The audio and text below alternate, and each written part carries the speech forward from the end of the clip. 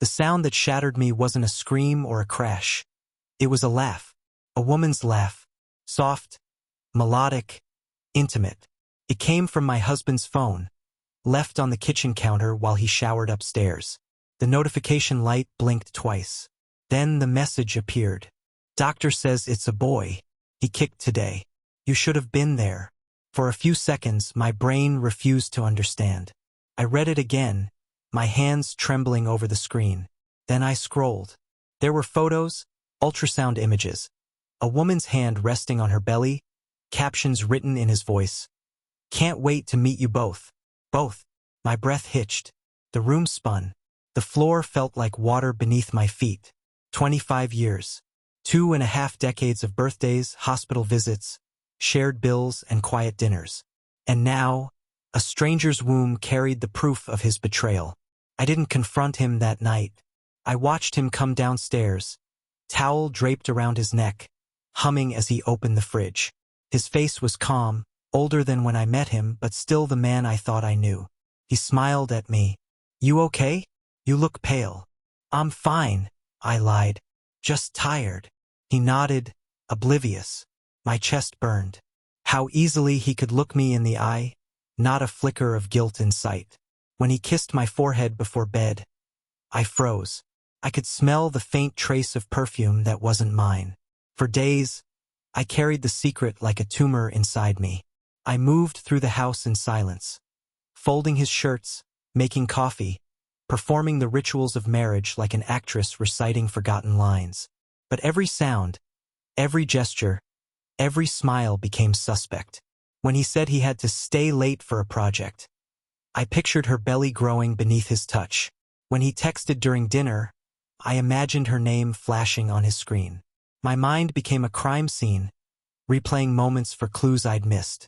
The late-night calls he took on the balcony. The hotel shampoos in his travel bag.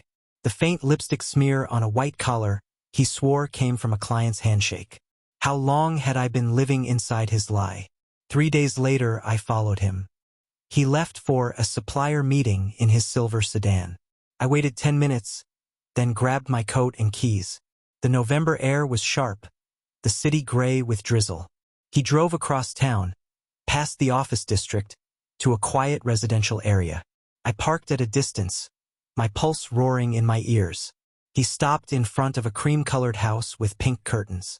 She stepped out to meet him, young, maybe 30, pretty in that effortless way, glossy hair, loose sweater stretching over her swollen belly. She laughed as he took her hand and pressed it to his lips. Then, as if rehearsed, he bent to kiss her stomach. My hands clenched on the steering wheel until my knuckles turned white. I wanted to scream, to crash into them, to drag him away. But instead I sat there, frozen, watching the scene unfold like a silent film I couldn't turn off. When she touched his cheek, I saw everything. The tenderness, the intimacy, the love he'd long stopped showing me. That was the moment something inside me broke. Quietly, cleanly, like glass underfoot. That evening, when he returned home, I was sitting at the kitchen table with 2 glasses of wine poured. You look relaxed, he said, loosening his tie. That's nice to see. I followed you today, I said calmly. He froze. What? I saw you with her. The woman. The one carrying your child. The color drained from his face. You listen, Emma. It's not what you think. Don't insult me. My voice shook, but the anger gave me strength. She's pregnant, isn't she? He exhaled, long and shaky, then sat down across from me. His eyes were red, guilty, but not ashamed enough. Yes. How long? 2 years. The number landed like a physical blow. 2 years. While I was planning our anniversary trip, he was building another life. Do you love her? I asked. He hesitated. That pause was my answer. The silence stretched between us. The ticking clock, the faint hum of the refrigerator, the sound of something ending. He tried to explain how the affair just happened, how he never meant to hurt me. He said the woman had been lonely, that she needed him, that I'd been distant. I almost laughed. The cowardice of men, they break you, then blame your absence from the pieces. Distant. I whispered. You think betrayal grows because I stopped smiling enough? He lowered his gaze. I made mistakes, Emma. But the baby, he didn't ask for this. Something in his tone, protective, paternal, made my blood boil. So what now? You play father while I fade into a ghost. He reached for my hand. I pulled back.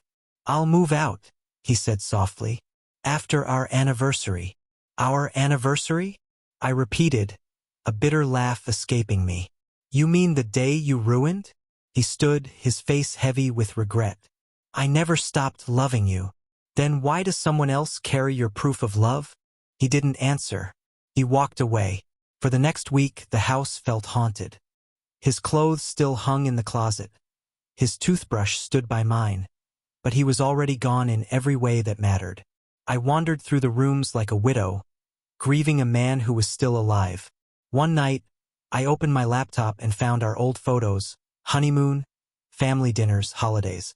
In every picture, his arm was around me. I zoomed in on his smile. It was real once.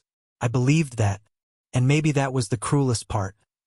Not that he stopped loving me, but that he once truly did.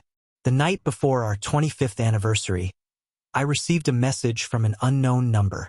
It was a photo, the same woman, in a hospital gown, holding a newborn wrapped in blue. Then a caption.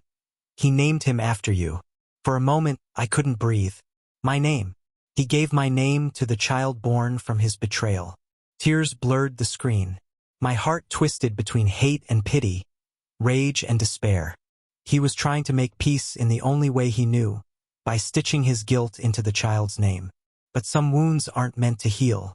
The next morning, I packed a single suitcase. I didn't leave a note. When he came home to find the house empty, maybe he'd realize what it meant to lose everything that had been quietly loyal to him all along. As I closed the door behind me, I whispered to the empty hallway, "You wanted a new life. Now you can live it." Outside, the air was cold, but it carried something I hadn't felt in years, freedom. And somewhere, in the echo of his choices, I heard the faint cry of the child who bore my name, a cruel poetry only life could write.